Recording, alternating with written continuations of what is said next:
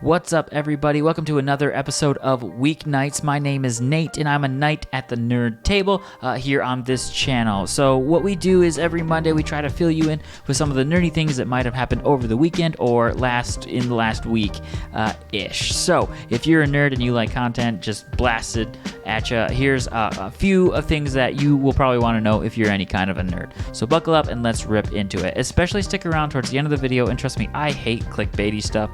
I'm not the big, clickbaity guy, not a fan, but really though, if you love D&D, maybe skip to the end if you want to skip the other stuff, and you're going to want to know this big piece of D&D information that is coming in as the biggest story of the weekend or week-ish. But the first one is Bad Batch Season 2 has dropped. It dropped last Wednesday. The first 2 episodes are out. Bad Batch follows a group of clone troopers or former troopers known as the Bad Batch. These guys were the best there ever was as far as clone troopers go. Sent in to do the real dirty work, real knife and dagger, cloak and dagger type stuff. So it follows them as they our characters are special because they seem to have found a way to resist the order of the execution of Order 66, to kill the Jedi. Sorry, spoilers. But it's a fun show. The first season was a blast, and if you liked it, season 2 is out now. Episodes 1 and 2 are already streaming on Disney+.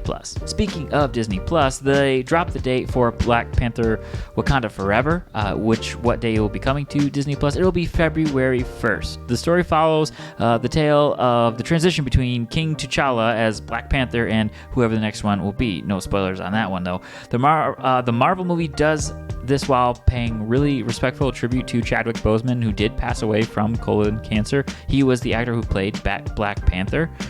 He passed away in late August of 2020.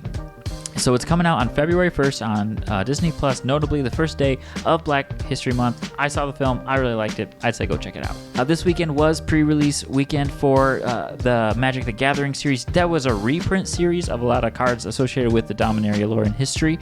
It includes tons of reprints, including 4 big tutors, Vampiric Tutor, Enlightened Tutor, Worldly Tutor, and Mystical Tutor. Quick, instant style tutors that you can get. The tutors, along with several other cards, have several different reprints, including 2 of them, Vampiric Tutor and Mystical Tutor reprints. Kind of look like this. I know because I got them, yes sir, at the when I attended an event this weekend. So go do draft events. They're a lot of fun and a really easy way to get a hold of fun, cool cards and play a lot of Magic. Sorry, that was just a side tangent, but still, go do draft stuff. Number 4, the thing everyone might be talking about next week, this week, last week, is a show from Netflix called Kaleidoscope. It's a Netflix show about a heist, but it's with a bit of a twist. There are 8 episodes. However, you can watch the series in many different orders, over 40,000 different orders potentially, and each user is technically assigned an order in which to watch it, but you can go click through and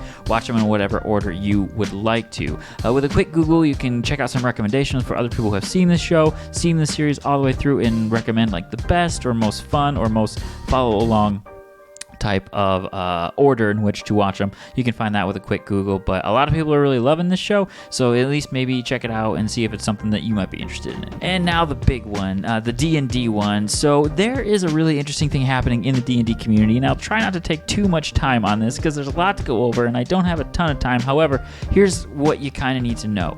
Dungeons & Dragons has an open gaming license with tons of third-party publishing companies. What is that? I'll show you. So right here, I have this book. It's called The Game Master's Book of Non-Playable Characters. I bought it at Target, I think, and right here, if you flip to the end, it's got something that is super important for all third-party Dungeons & Dragons content. It's called the Open Game License. Right here it is.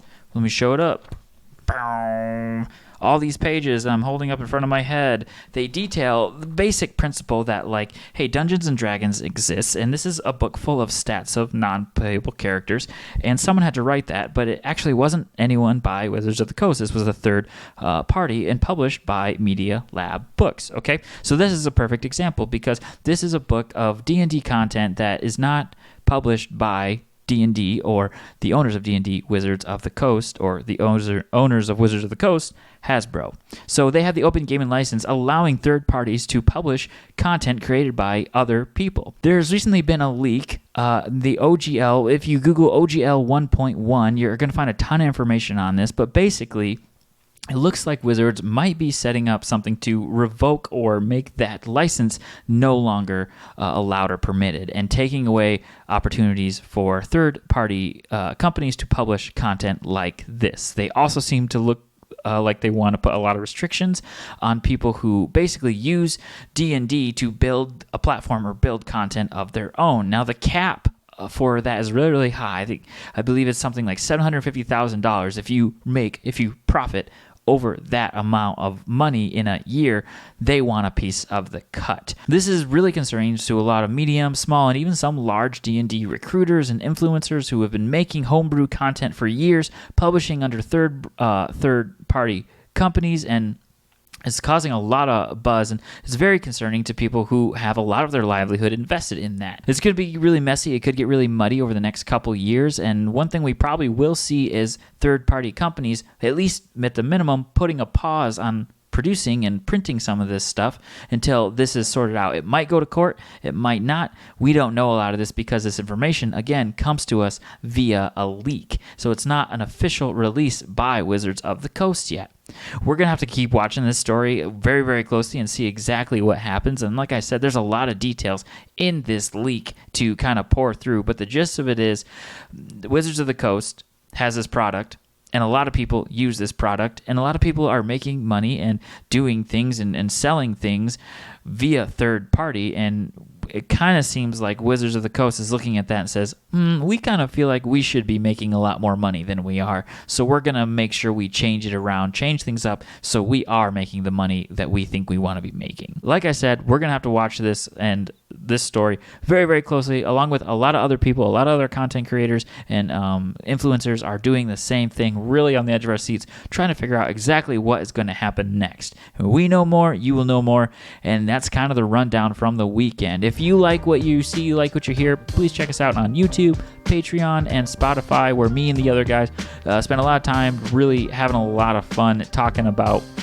nerdy things, all things D&D, Pokemon, whatever it is that it's nerdy, we probably talk about it. So check us out on Spotify for the podcasts. Like our stuff we're on Twitter, Instagram, YouTube, and we do have a Patreon if you want to support us in that way. We would just appreciate your support in whatever way and however you would like to do that. So thank you very much. This has been your weekend update from Nate, and we'll see you next time.